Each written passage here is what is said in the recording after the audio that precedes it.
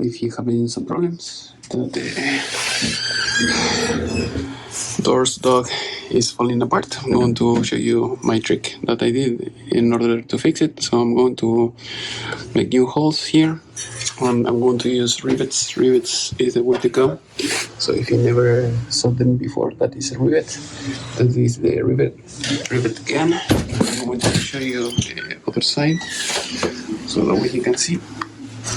So I made new holes and I put the rivets, and that way it will not come apart, because when you put just screws and you have vibration, movement, because the dog is coming in and out all the time, over time the holes are going to get bigger and things are going to look like the way you see it right now. So I'm going to put the frame back with the new holes, and everything should look like brand new.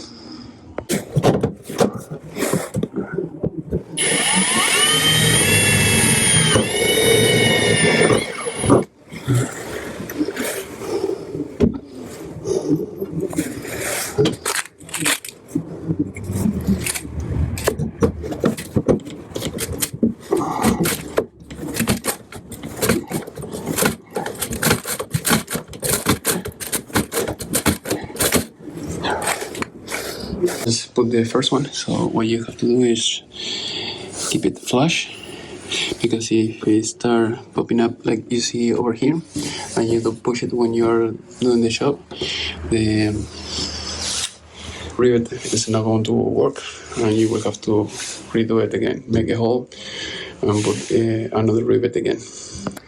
Okay, the job is done. So we have the rivets all the way. So the only thing that is remaining to paint the door, if the customer wants to paint the door, and maybe to fill the little holes, and that's it.